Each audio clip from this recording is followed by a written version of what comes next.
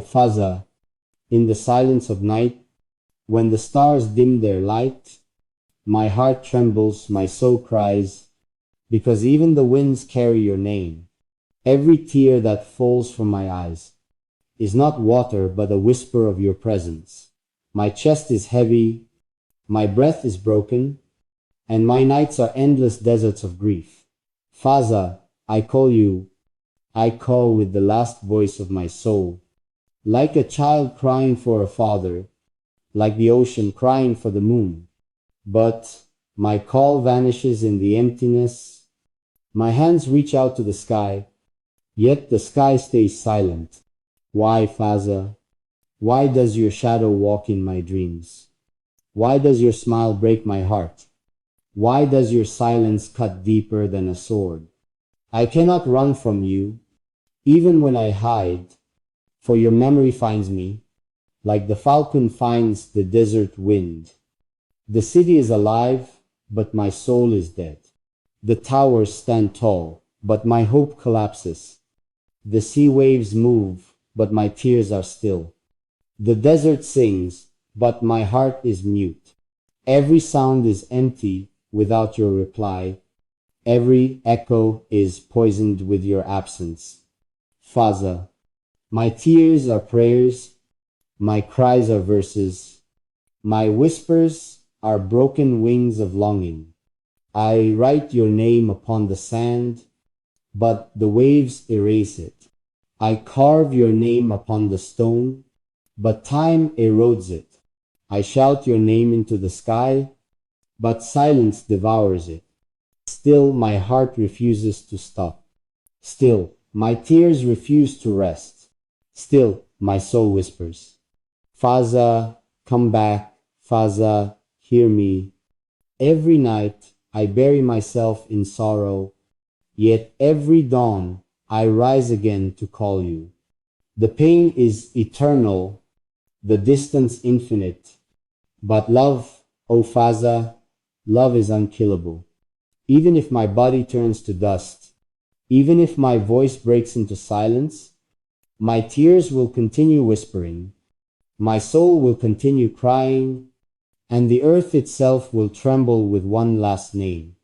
Fazza, Fazza, Fazza, Fazza. He didn't look at me when he said it, just kept his eyes on his hands. Like maybe if he didn't see my face, it'd be easier to drop this question that's been burning in him for a while. And when he finally spoke, he didn't even raise his voice. He just asked it, like he was asking for another cup of tea. If she asked you to choose her over this family, would you? I swear the world got quiet. My chest froze, because I never thought he'd say it out loud. I never thought he'd test me that way. Push me to admit what he's been guessing, but hoping wasn't true, because he's seen it. He's seen how I stand softer when it's about her. How my storms bend when she walks in the room. How I drop my pride just to keep her heart calm, even when my mouth wants to fight. He sees all that. And I think it scares him. Not because he hates her, but because he knows I'm not like him. I'm not built to stand half in, half out. When I choose all the way. So today he asked me something crazy. If she asked you to pick her or us, I didn't answer right away. I just sat there looking at my own hands, thinking about all the nights I told myself it'd never come to this. Thinking about how she never once asked me to pick, but how my chest knew it always would. Because love like this doesn't fit inside the lines they drew for me when I was too young to fight back. Love like this makes you break your own safe to protect something bigger. And sitting there across from the same man who taught me to stand tall, I realized he didn't really want an answer.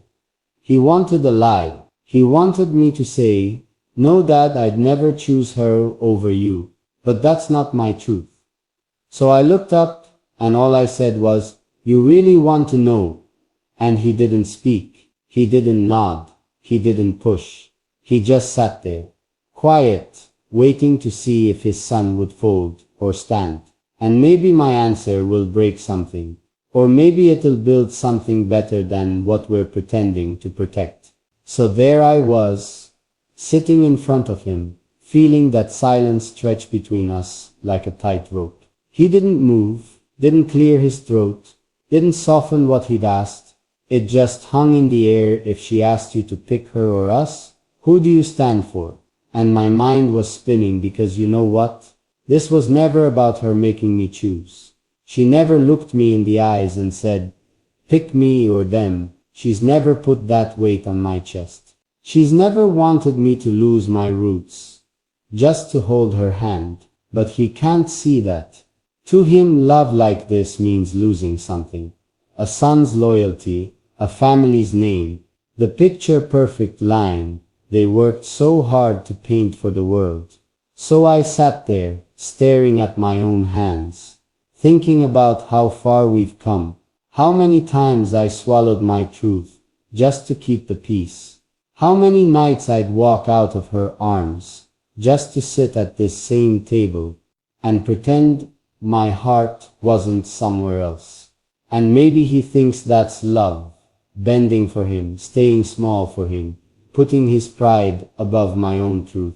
But I'm done pretending my stand is soft when it comes to her. So I looked up at him, and for the first time in my life, I said something I knew would break his chest, just like it broke mine to say it. Dad, she would never make me pick.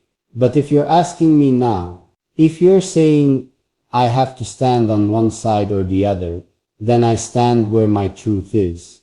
He didn't like that answer. I could see it in the way his eyes dropped. He thought I'd bend. He thought I'd soften and say, no, Dad, you first. Always you. But the man who taught me to stand tall taught me too well, because now I stand even when it means standing alone. I told him, you can hate it. You can push me away. You can close every door you opened for me since I was a boy. But if you think I'll stand small for you just to lose what makes me real, you don't know me as well as you think you do. I didn't raise my voice. I didn't fight. I just told him the truth he didn't want to hear. And that truth was simple. She never asked me to pick, but if life forces me to, my heart already decided long before he asked. And my answer, it's not what he wanted, but it's the only stand that feels right in my chest. After I said it, after I let my truth land in that quiet room, he just sat there, not angry,